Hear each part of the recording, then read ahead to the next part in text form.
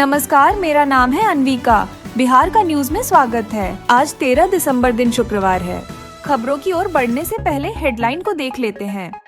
Patna DM ने BPSC candidate को जड्डीहा थप्पड़ दिए। चिकन फार्म वाले के घर पहुंची एनआईए जैश-ए मोहम्मद से जुड़ा मामला। बिहार के नए डीजीपी बने विनय कुमार। डॉक्टर ने मेन गेट पर चिपकाए भगवान के पोस्टर। पटना से ईरानी गैंग के 2 सदस्य गिरफ्तार। चलिए अब बढ़ते हैं टॉप 18 खबरों की ओर। विनय कुमार 1991 बैच के आईपीएस अधिकारी बिहार के नए डीजीपी नियुक्त हुए और 14 दिसंबर 2024 से कार्यभार संभालेंगे। आईआईटी खड़गपुर से पढ़े विनय कुमार ने एडीजी लॉ एंड ऑर्डर जैसे महत्वपूर्ण पद संभाले हैं। यह नियुक्ति आलोक राज की जगह हुई, जिन्हें बिहार पुलिस भवन निर्माण निगम का प्रबंध निदेशक बनाया गया है। चयन संघ लोक सेवा आयोग की प्रक्रिया से हुआ, जो उनके अनुभव और नेतृत्व पर विश्वास दर्शाता है। गोपालगंज में पुलिस ने गुप्त सूचना पर कार्रवाई करते हुए बरौली थाना क्षेत्र से 70 लाख रुपए की स्मैक और अन्य दस्तावेजों के साथ एक तस्कर को गिरफ्तार किया। आरोपी से 539.75 ग्राम स्मैक, 4 एटीएम कार्ड और अन्य दस्तावेज बरामद हुए, जो एक बड़े तस्करी रैकेट की ओर इशारा करते हैं। पूछताछ में आरोपी ने विजयमल यादव का नाम लिया, जिसके घर पर भी छापेमारी की गई। सदर एसडीपीओ अभय रंजन ने इसे नशीले पदार्थों के खिलाफ अभियान का हिस्सा बताया। यह कार्रवाई तस्करों में डर और समुदाय में जागरूकता बढ़ाने का प्रयास है। भागलपुर के डॉक्टर सुभाष घोष ने लोगों को घर के सामने कूड़ा डालने और पेशाब करने से रोकने के लिए देवी देवताओं के पोस्टर चिपकाए, जिन पर यहाँ पेशाब न करें, कूड़ा न डालें लिखा है। इस कदम पर सोशल मीडिया और स्थानीय लोगों में बहस छिड़ गई। कई ने इसे धार्मिक भावनाओं का अपमान बताया। डॉक्टर ने इसे व्यक्तिगत समस्या का समाधान बताया, लेकिन विरोध के बावजूद कोई कानूनी शिकायत दर्ज नहीं हुई। यह घटना धार्मिक भावनाओं और सार्वजनिक स्वच्छता के बीच टकराव को उजागर करती है।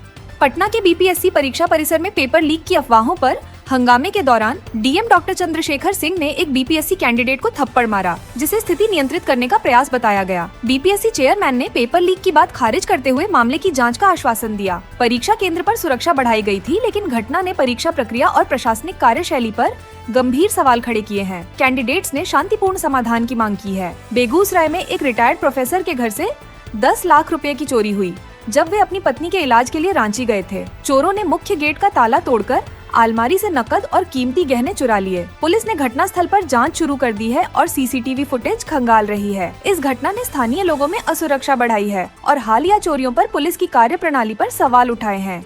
चोरी की बढ़ती घटनाओं से निपटने के लिए सामूहिक प्रयास की जरूरत है। बगहा में हुए आदित्य हत्याकांड में 4 अज्ञात लोगों के खिलाफ एफआईआर दर्ज की गई है और पुलिस संदिग्धों से पूछताछ कर रही है। आदित्य की हत्या उस समय हुई जब वह सब्जी खरीदने निकला था और बाद में उसकी लाश मिली। पुलिस ने मोबाइल लोकेशन के आधार पर कुछ लोगों को हिरासत में लिया है। इस घटना ने शहर की सुरक्षा पर सवाल उठाए हैं और पुलिस ने जल्द न्याय दिलाने का आश्वासन दिया है। परिवार और समुदाय मामले के समाधान की प्रतीक्षा कर रहे हैं। एक नाबालिग लड़की ने पड़ोस के लड़के पर अनुचित नजर डालने और मानसिक उत्पीड़न का आरोप लगाते हुए अपने पिता के साथ पुलिस में शिकायत दर्ज कराई। इसके बाद आरोपी ने प्रतिशोध में लड़की के पिता को गंभीर रूप से पीट दिया। पुलिस ने मामले की जांच शुरू कर दी है और नाबालिग व उसके परिवार की सुरक्षा सुनिश्चित करने का आश्वासन दिया है। घटना ने समाज में महिलाओं की सुरक्षा और न्याय के प्रति गंभीर चिंताएं बढ़ाई हैं। स्थानीय समुदाय और संगठनों ने दोषियों पर सख्त कार्रवाई की मांग की है। सीतामढ़ी में 14 से 16 दिसंबर 2024 तक जूनियर बालिका कबड्डी प्रतियोगिता आयोजित की जा रही है, जिसमें विभिन्न जिलों की टीमें भाग लेंगी। प्रतियोगिता के लिए टीमें रवाना हो चुकी हैं और खिलाड़ियों ने अपनी तैयारियों को लेकर उत्साह जताया है। कोचिंग और प्रशिक्षण के माध्यम से खिलाड़ियों को अधिक अवसर देने का प्रयास किया गया है। स्थानीय समुदाय और खेल प्रेमियों ने खिलाड़ियों को शुभकामनाएं दी हैं। यह प्रतियोगिता खिलाड़ियों के खेल कौशल को निखारने और उन्हें पहचान दिलाने का महत्वपूर्ण अवसर साबित होगी। पटना पुलिस ने हाल ही में ईरानी गैंग के 2 सदस्यों रहमत अली और मासूम अली को गिरफ्तार किया है। यह गैंग क्राइम ब्रांच के अधिकारियों की फर्जी पहचान बनाकर लोगों से ठगी करता था। आरोपियों ने लोगों से गहने और पैसे छीनने के लिए पुलिसकर्मी जैसा व्यवहार किया और फिर उन्हें डराकर उनका सामान लेकर भाग गए। गैंग का नेटवर्क देश के 9 शहरों में फैला हुआ है और पुलिस ने उनके पास से फर्जी पहचान पत्र भी बरामद किया है। गिरफ्तारी के बाद पुलिस अन्य फरार सदस्यों की तलाश कर रही है। यह घटना समाज में असुरक्षा को उजागर करती है और पुलिस की तत्परता को भी दर्शाती है। बेतिया में एक महिला निराशा देवी पर भालू ने हमला किया, जिससे वह गंभीर रूप से घायल हो गयी। यह घटना तब हुई जब महिला छत्तीसगढ़ की सीमा के पास टहल रही थी। हमले के बाद महिला को गौनाहा रेफरल अस्पताल में भर्ती कराया गया। वन विभाग ने मामले की जांच के लिए टीम भेजी और मुआवजे का आश्वासन दिया। हाल के समय में भालू के हमलों की घटनाएं बढ़ रही हैं, जिससे स्थानीय लोग असुरक्षित महसूस कर रहे हैं। रेंजर ने सतर्कता बरतने और वन्य जीवों से संघर्ष को कम करने के लिए आवश्यक कदम उठाने का वादा किया। पटना में एक लड़की का अपहरण दहेज के लिए किया गया, जिसमें उसकी बड़ी बहन के मंगेतर पर आरोप है। परिवार ने बताया कि करीब 1 साल पहले लड़की की शादी तय हुई थी, लेकिन मंगेतर ने हाल ही में 5 लाख रुपए और एक कार की मांग की। जब परिवार ने उसकी मांगों को पूरा नहीं किया तो उसने लड़की का अपहरण कर लिया। परिवार ने पुलिस में शिकायत दर्ज कराई और पुलिस ने मामले की जांच शुरू कर दी है।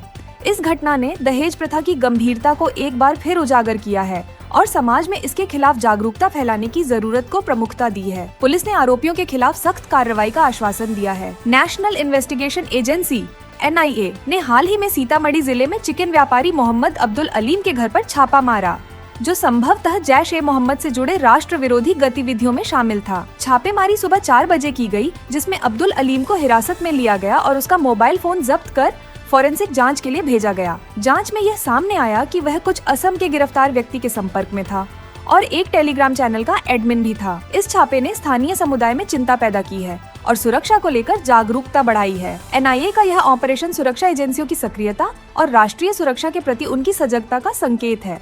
तेजस्वी यादव ने नीतीश कुमार पर चुटकी लेते हुए कहा कि नीतीश का मतलब नीति के ईश है, जिससे उन्होंने उनकी बार बार बदलती राजनीतिक स्थिति पर तंज कसा। तेजस्वी का आरोप था कि नीतीश अक्सर अपनी रणनीतियों में पलटी मारते हैं। यह बयान बिहार की राजनीति में हलचल पैदा कर गया है। राजनीतिक विश्लेषक अब नीतीश की प्रतिक्रिया का इंतजार कर रहे हैं।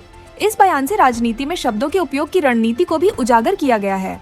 अनुच्छेद 356 का उपयोग भारतीय राजनीति में कई बार किया गया है, जिसमें केंद्र सरकार को राज्यों में राष्ट्रपति शासन लागू करने की शक्ति मिलती है। पंडित नेहरू के कार्यकाल में इसे 7 बार, इंदिरा गांधी के कार्यकाल में 51 बार, राजीव गांधी के समय 6 बार, PV नरसिम्हा राव के दौरान 11 बार और मनमोहन सिंह के कार्यकाल में 12 बार लागू किया गया। ये आंकड़ा दर्शाता है कि राजनीतिक नेतृत्व ने समय समय पर केंद्र राज्य संबंधों में हस्तक्षेप किया।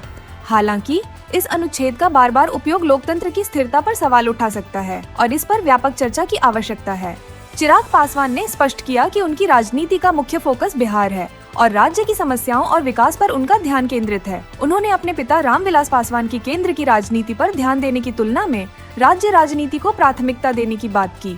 उनका मानना है कि राज्य स्तर पर काम करके जनता से जुड़ना अधिक प्रभावी है और यह उनकी राजनीतिक यात्रा का मजबूत आधार बन सकता है। चिराग की यह सोच बिहार के विकास के प्रति उनकी प्रतिबद्धता को दर्शाती है, जो राज्य के लिए सकारात्मक संकेत हो सकता है। प्रशांत किशोर ने चुनाव प्रक्रिया में सुधार के लिए केंद्र सरकार को सलाह दी कि बदलाव एक दिन में नहीं बल्कि 4 से 5 वर्षों में चरणबद्ध तरीके से लागू किया जाना चाहिए। उनका मानना है कि चुनावी व्यवस्था में बड़े बदलावों को सुसंगत और स्वीकार्य बनाने के लिए समय और तैयारी की आवश्यकता है। इसके लिए राजनीतिक दलों को व्यापक सहमति और समाज के विभिन्न वर्गों की भागीदारी सुनिश्चित करने की आवश्यकता होगी। किशोर का यह सुझाव भारत के लोकतंत्र को मजबूत बनाने के लिए महत्वपूर्ण कदम हो सकता है। बिहार में हाल ही में 32 IAS अधिकारियों के प्रमोशन की घोषणा की गई है, जिसमें कई जिलों के DM और SDO को उच्च पदों पर पदोन्नत किया गया है। यह प्रमोशन अधिकारियों द्वारा प्रदर्शित अच्छे कार्य प्रदर्शन और प्रशासनिक अनुभव के आधार पर किया गया है। इसका उद्देश्य राज्य में प्रशासनिक सुधारों को लागू करना और अधिकारियों को प्रोत्साहित करना है।